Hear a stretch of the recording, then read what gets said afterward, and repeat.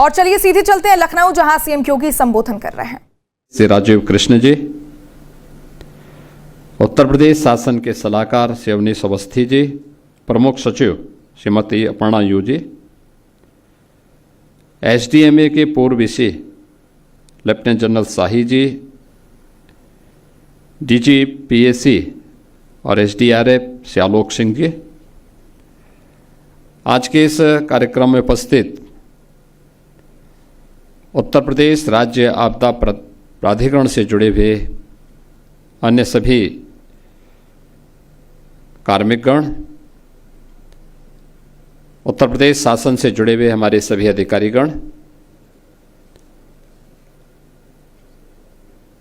उपस्थित बहनों और भाइयों, मैं सबसे पहले उत्तर प्रदेश राज्य आपदा प्रबंधन प्राधिकरण के इस नवनिर्मित भवन के उद्घाटन कार्यक्रम के अवसर पर प्राधिकरण को और इस पूरी व्यवस्था के साथ जुड़े हुए जितने भी स्टेक होल्डर्स हैं, इन सबको हृदय से बधाई देता हूं।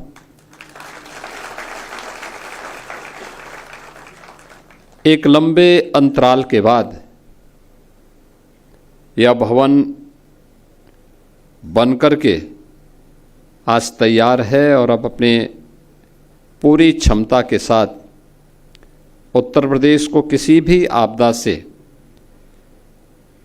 होने वाली जन धन की हानि को न्यूनतम स्तर तक पहुंचाने के लिए अपना योगदान देने के लिए भी तैयार है। हम लोग अक्सर आपदा आने के बाद जन और धन की व्यापक हानि के बाद तब हम सक्रिय होते हुए दिखाई देते हैं और अपनी संवेदनाएं व्यक्त करते हैं, जबकि मेरा मानना है कि आपदा के प्रति हमारी पहले से ही सतर्कता, पहले से ही तैयारी और पहले से ही जागरूकता इस जन और धन की हानि को न्यूनतम स्तर तक ला सकती है। और यह हम लोगों के दैनिक जीवन का हिस्सा भी होना चाहिए। स्कूली पाठ्यक्रम का हो या परिवारों के बीच में भी आपसी संवाद के माध्यम से भी इन सब बातों को बताए जाने की आवश्यकता है।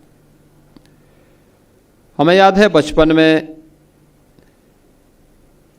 सामान्य स्कूली कार्यक्रमों के माध्यम से भी और परिवारों में भी इस बात की चर्चा होती थी कि आग लग जाए तो क्या करना चाहिए, अर्थक्वेक आ जाए उस समय क्या सावधानी बरतनी चाहिए, नदी में बाढ़ का पानी है उस समय क्या सावधानी बरतनी चाहिए। ये सामान्य यानी एक जो घटनाएं हैं, इन घटनाओं में हमारा असामान्य आचरण नुकसान पहुंचाता है, लेकिन जब हम थोड़ी भी उसके प्रति अवेयरनेस पैदा करते हैं, लोगों को बताते हैं, उसके बारे में जानकारी रखने के बारे में उनकी दिनचर्या का हिस्सा इसको बना दें, तो होने वाली बड़ी बड़ी जन धन हानि को रोका जा सकता है, उसको नियंत्रित किया जा सकता है। लेकिन अक्सर होता है कि हम लोग ये मान के चलते हैं कि घटनाएं तो एक सामान्य प्रक्रिया का हिस्सा है और उसके नज़रअंदाज करने का हमारा जो प्रयास होता है, जो एक प्रवृत्ति होती है। दूसरा, हमें मान के चलते हैं जब कोई व्यक्ति, क्योंकि मैं पिछले 3 वर्षों से लगातार, जब लेफ्टिनेंट जनरल शाही जी भी यहाँ पे थे तब भी मैं कहता था कि हमें ट्रेनिंग पे ध्यान देनी चाहिए। और इस बार हम लोग अभी 45,000 होमगार्ड भर्ती की प्रक्रिया को पूरा कर रहे हैं और मैंने अनिवार्य किया है कि आपदा मित्र जिनको हमने ट्रेनिंग दी है उनको हम प्रायोरिटी देंगे होमगार्ड में भर्ती होने के लिए। लेकिन साथ साथ ये भी अनिवार्य है कि जो होमगार्ड के स्वयंसेवक हैं उनको अनिवार्य रूप से हम लोग आपदा मित्र की ट्रेनिंग भी दें।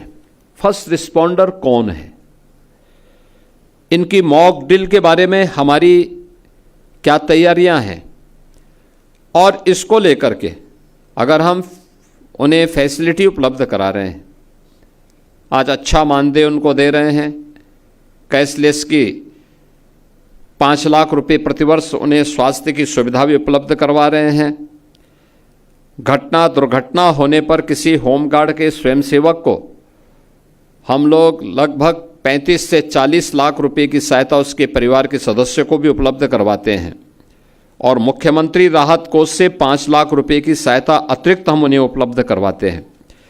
यानी इतनी बड़ी राशि इसलिए उपलब्ध करवाते हैं जिससे वह अपनी सेवा का बेहतर उपयोग समाज के लिए कर सकें और समाज को उसके माध्यम से राहत उपलब्ध करवा सकें।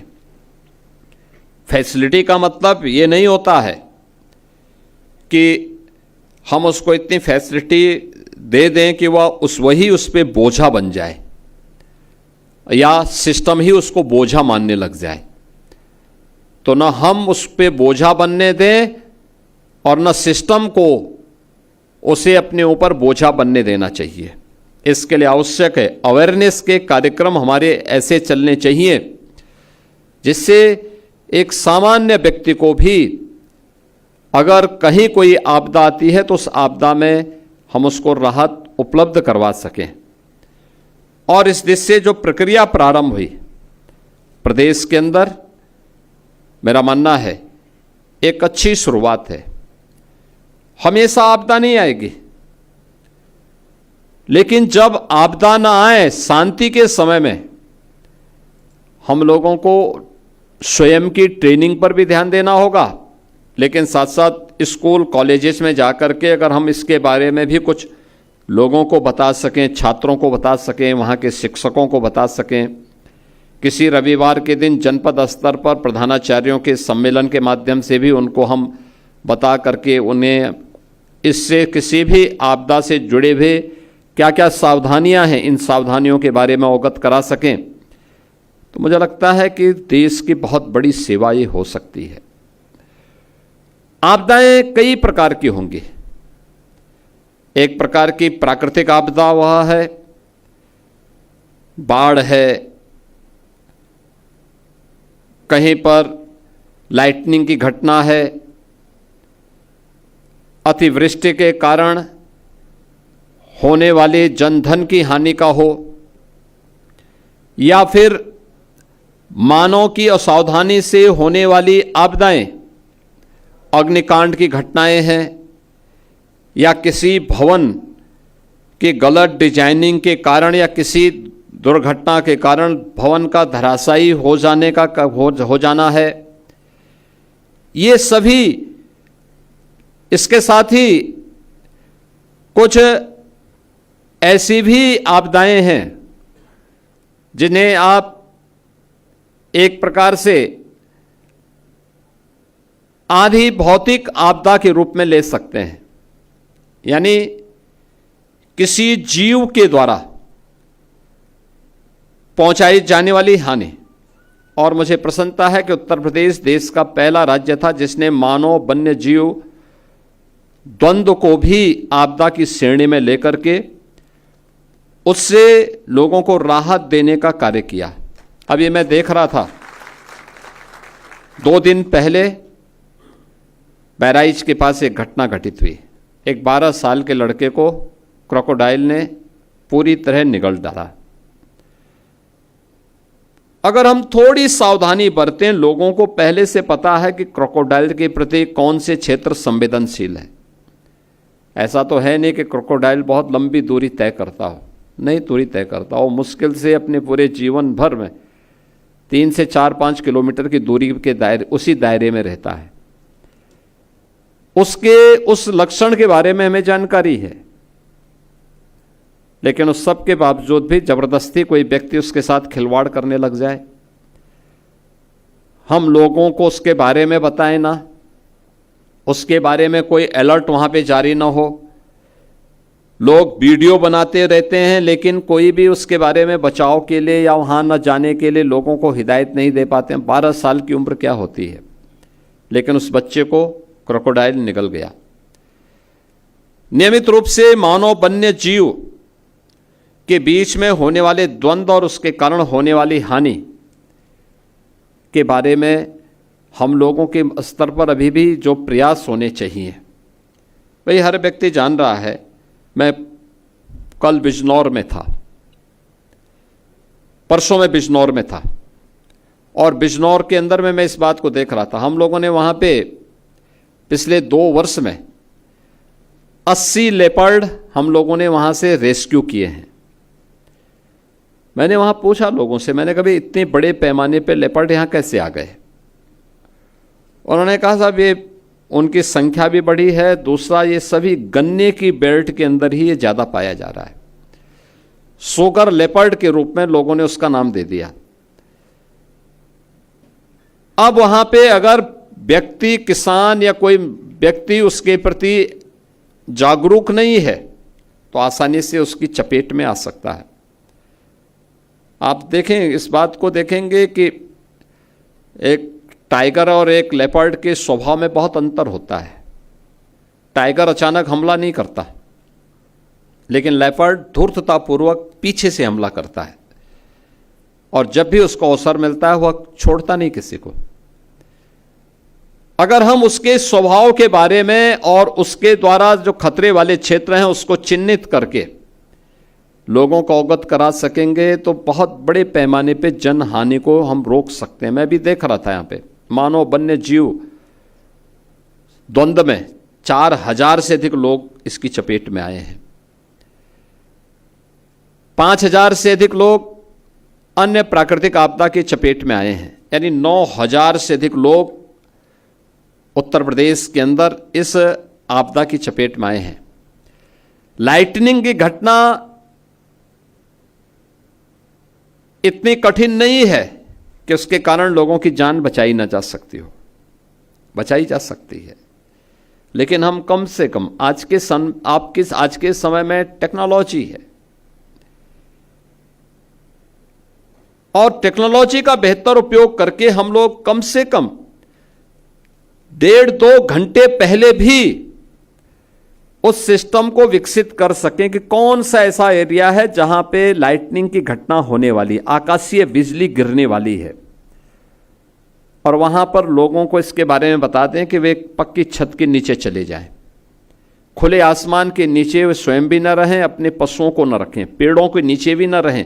यानी सामान्य सी घटना है।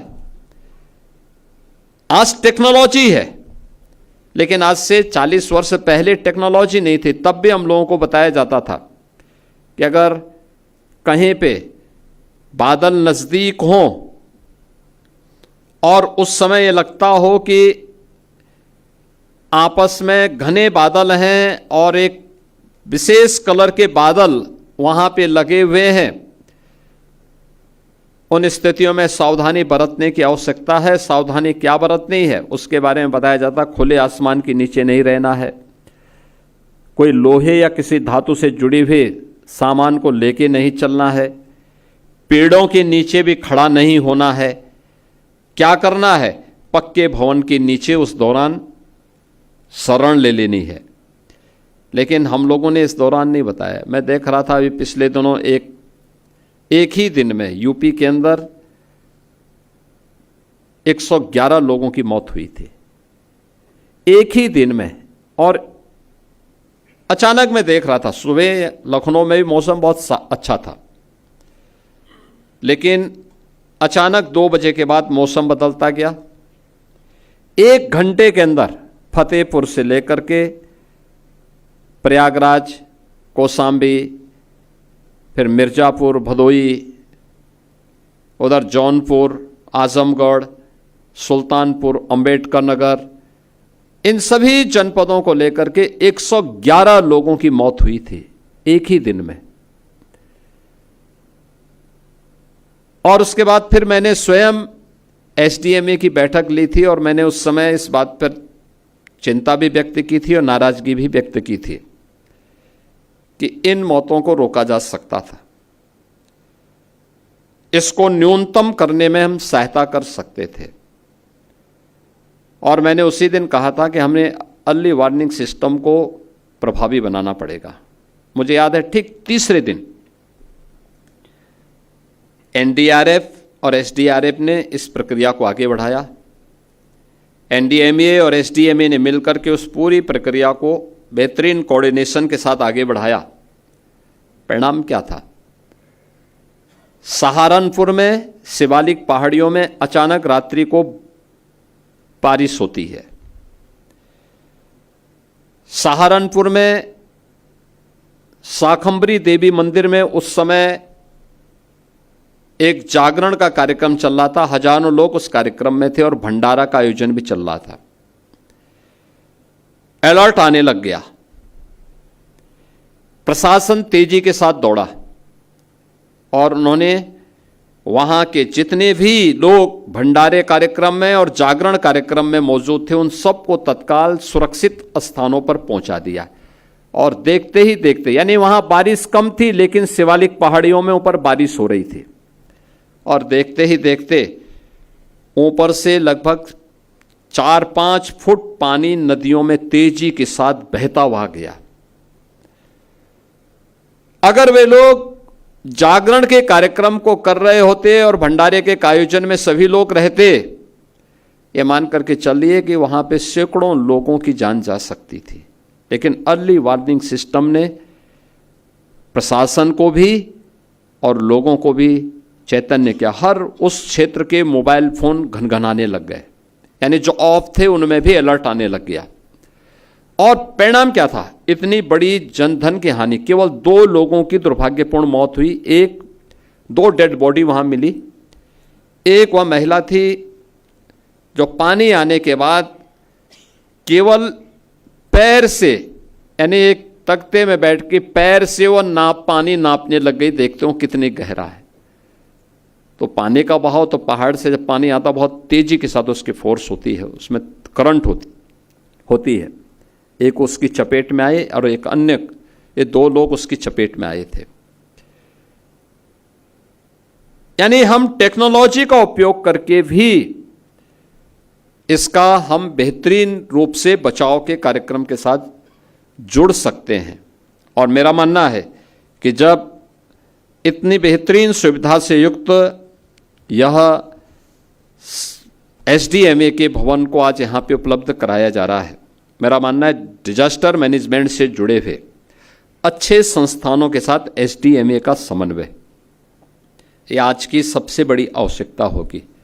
हम एमओयू करें, ट्रेनिंग के साथ जोड़ें, हर तबके के लोगों को, शिक्षकों को भी, छात्रों को भी, पुलिस कर्मियों को भी, होमगार्ड के जवानों को भी, इरिगेशन से जुड़े हुए उन लोगों को जो बाढ़ नियंत्रण में लगे रहते हैं, इन लोगों को भी, और सिस्टम से जुड़े हुए हर एक व्यक्ति को इसके बारे में अवेयर करें। समय समय पर हम लोग सोशल मीडिया प्लेटफॉर्म का, डिजिटल मीडिया प्लेटफॉर्म का, विजुअल मीडिया, प्रिंट मीडिया के माध्यम से इसकी सावधानी और सतर्कता के बारे में अगर हम इसको एक व्यापक अवेयरनेस के कार्यक्रम के साथ जोड़ सकें, मॉक ड्रिल हर एक स्तर पर, केवल यहां पे इसी भवन के नीचे नहीं,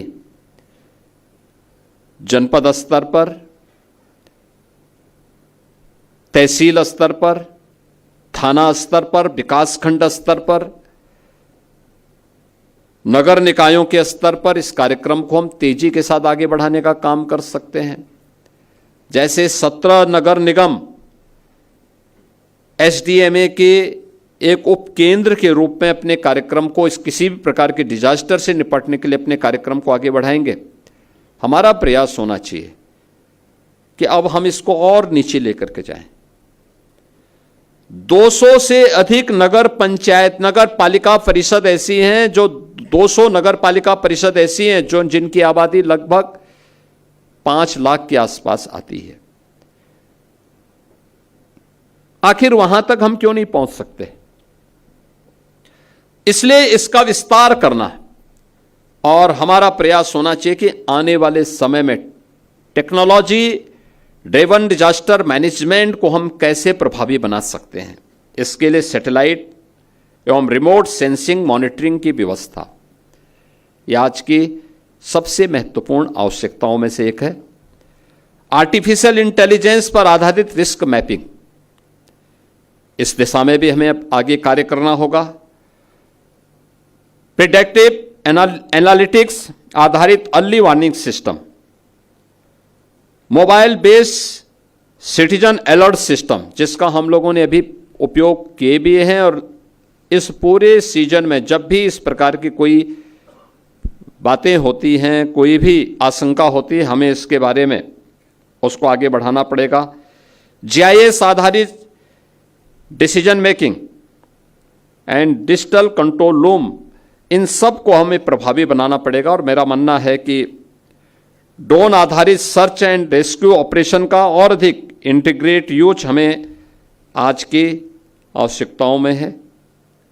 और हमारा जो संकल्प होना चाहिए किसी भी प्रकार की आपदा से निपटने के लिए कि उत्तर प्रदेश को एक ऐसे राज्य के रूप में बनाना है जहां पे प्रत्येक नागरिक यह विश्वास लेकर के जीवन जी सके कि संकट की घड़ी में सरकार के साथ साथ वह स्वयं भी इसके प्रति तैयार है और पूरी ताकत के साथ, पूरी प्रतिबद्धता के साथ वह इसके प्रति अपने आप का नागरिक कर्तव्य मान करके चले।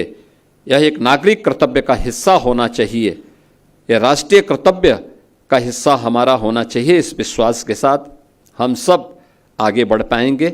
मैं एक बार फिर से आज के इस कार्यक्रम के अवसर पर एसडीएमए को इस नए भवन के लिए हृदय से बधाई देता हूं।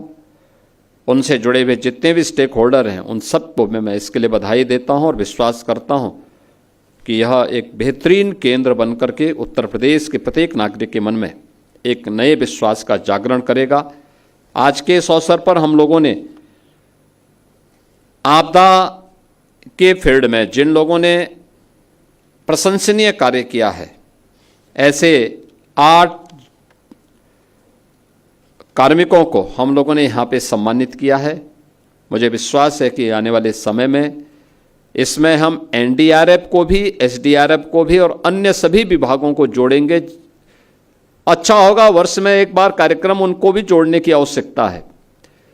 जो लोग इन सभी विभागों से नहीं जुड़े हैं लेकिन सामान्य रूप से अपने स्तर पर भी उस नाविक के बारे में भी सोचना है जो किसी की जान बचाता है। हमें उस व्यक्ति के बारे में भी सोचना है जो मानव वन्य जीव संघर्ष में किसी अमूल्य जीवन को बचाने में अपना योगदान देता है। उन सब के बारे में भी हमें इसके बारे में एक नई सोच को विकसित करना पड़ेगा, उन्हें सम्मानित करना पड़ेगा। एसडीएमए के माध्यम से इस प्रक्रिया को आगे बढ़ाने की आवश्यकता है।